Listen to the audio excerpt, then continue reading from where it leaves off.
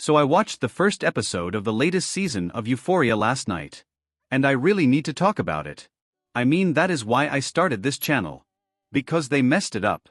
They really, genuinely, spectacularly messed it up. I mean, it is not like it was a 10 out of 10 before either, but this time around, I think they totally took it to the grave. I mean, Sam Levinson did. Let's rewind for a second. Going into season 3, the warning signs were already there. They were not subtle. The trailer was at the very least quite concerning. They were flashing in neon, screaming at anyone paying attention. But we held on, because Euphoria at its best is genuinely one of the most compelling pieces of television ever made. And because Zendaya. And because we waited 4 years for this, and you don't wait 4 years for something and then just not watch it. So I watched it. And now we're here. Let's talk about the elephant in the room first. Or rather, the elephant that Sam Levinson put in a diaper and filmed for 20 minutes. Sydney Sweeney. Cassie Howard. One of the most talented young actresses working today, someone who has proven herself repeatedly in projects like Anyone But You reality, and yes, even in the better moments of Euphoria itself.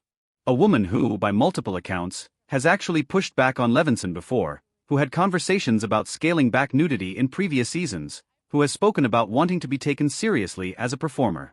And then episode 1 of season 3 happened. Social media did not just react. X, Reddit, Facebook, YouTube. You name it, everybody lost their mind. Completely. Even her own fans, people who have defended Sydney Sweeney through every controversy, through every tabloid headline, through every think piece about whether she's being exploited or not, even they came out and said this crossed a line. The imagery of Cassie in this episode, dressed in a way that can only be described as a fetishistic infantilization, pacifier, near nudity, the whole thing, is not provocative in any interesting or meaningful sense. It is not challenging. It is not artistic. It is not saying anything about Cassie as a character or about the world she inhabits. It is just there. Gratuitous and purposeless and deeply uncomfortable in a way that has nothing to do with good storytelling. And the question everyone is asking, the question I am asking, is why? Why would you do this? Why would you agree to this? Because even if Levinson wrote it, even if it made it to camera, there is a version of this where someone in the room says no, this serves no purpose. And that conversation apparently did not happen. Or it did happen and was overruled. And either answer is troubling. Also, if you like such videos, please do like and subscribe. I am a small channel trying to make it big for you and myself. Now, to be fair, and I do want to be fair, Sydney Sweeney is an adult. She is a producer on some of her own projects. She is not a passive participant in her career. But there is something deeply uncomfortable about watching a performer of her caliber reduced to content that her own fanbase is describing as beyond comprehensible. When the people who love you most are publicly asking, "Why did you do this?" something has gone wrong. Somewhere. At some level of this production, something went deeply, fundamentally wrong. And here is the thing. This is not an isolated incident with Sam Levinson. This is a pattern. Let's go back to what we already knew before a single frame of season 3 aired. Minka Kelly, guest star, established actress, expressed discomfort with nudity she was originally asked to perform.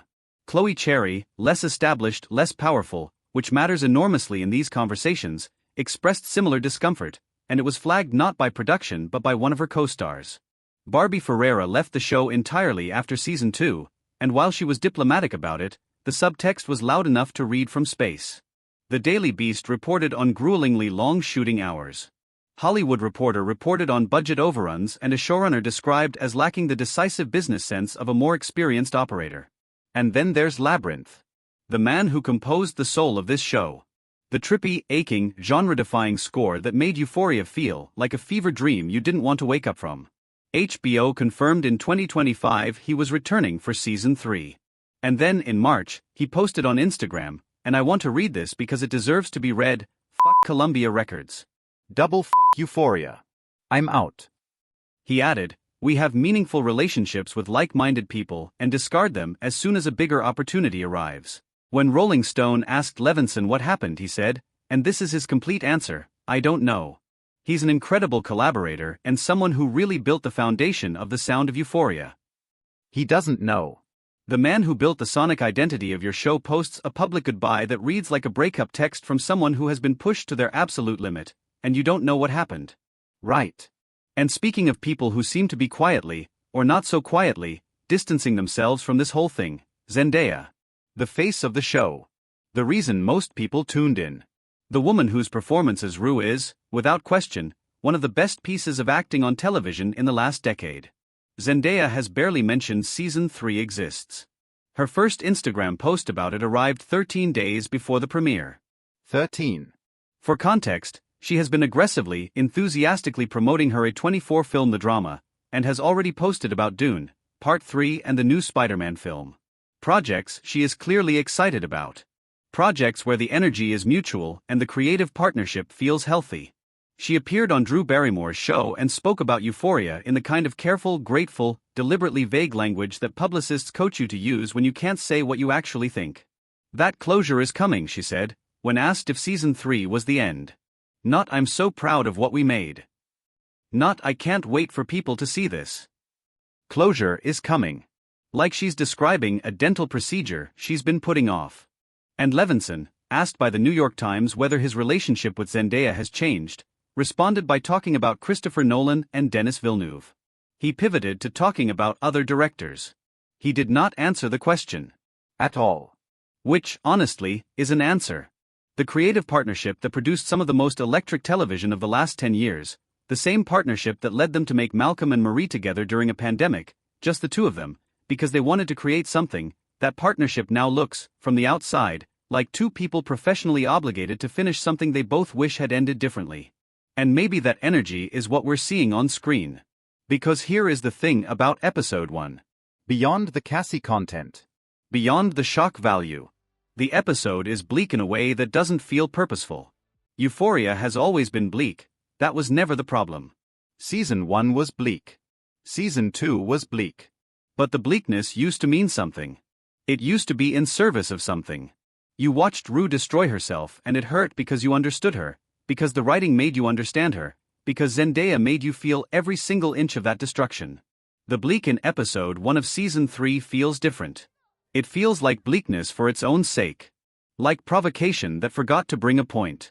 The Independent described the first 3 episodes made available to critics as arguably bleaker than anything Levinson has put his name to before, and that is not a compliment coming from them.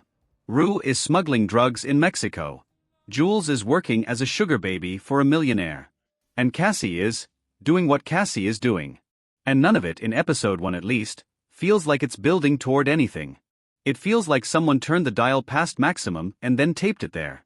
Levinson has said publicly that Season 3 is a tribute to Angus Cloud, who we lost in 2023. That it's about finding light in darkness. And I want to believe that. I genuinely want to believe that, because Angus Cloud deserves a tribute that means something. But if the first episode is any indication, that light is buried very, very deep. Maybe it comes. Maybe episodes 4 through 8 turn into something extraordinary. It has happened before with this show. Season 2 had episodes that were genuinely transcendent buried inside episodes that were genuinely maddening.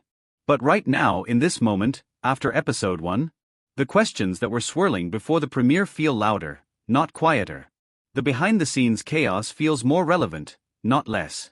And the content on screen feels less like a creative vision and more like the result of a production where nobody was fully in agreement about what they were making or why.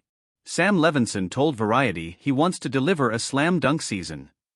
He said he was still cutting episodes 7 and 8 as recently as last month. He said he wants to finish as strong as he can. I hope he does. But I think I am hoping against hope. But Episode 1 is not a slam dunk. Episode 1 is a man throwing the ball at the backboard, watching it bounce into the parking lot, and calling it a process. 7 episodes left. Weekly drops through May 31st. We'll see. But right now? Yeah. They messed it up big time.